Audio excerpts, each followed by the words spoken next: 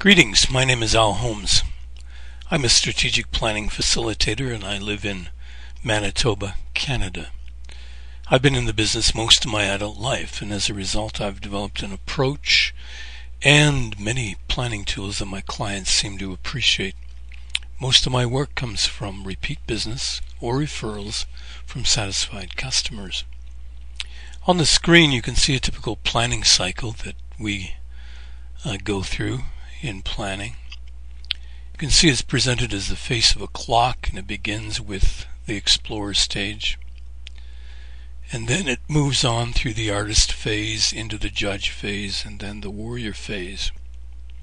We begin with exploring today, and that includes many parts, including understanding where your organization is today, understanding its position in its life cycle, what are the critical success factors, and how are you doing compared to others who compete either for clients or funds or both?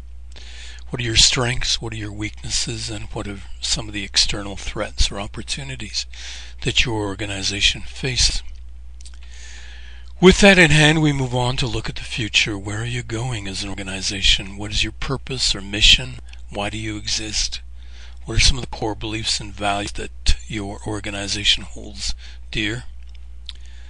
Where specifically are you going over the next few years? What is your vision? What are your goals? And what do you have to do to get there? We call these areas of focus, and usually they include problems that need to be solved, areas for innovation, strengths that you have to keep, and things that you're doing now that don't contribute to the new direction that you've got to drop or reduce. We take each one of those focus areas and develop an action plan for how are we going to get to the future that we want. In these action plans we set goals, priorities, develop strategies, assign resources, and basically turn them into projects. Each project then includes a feasibility assessment, a risk assessment.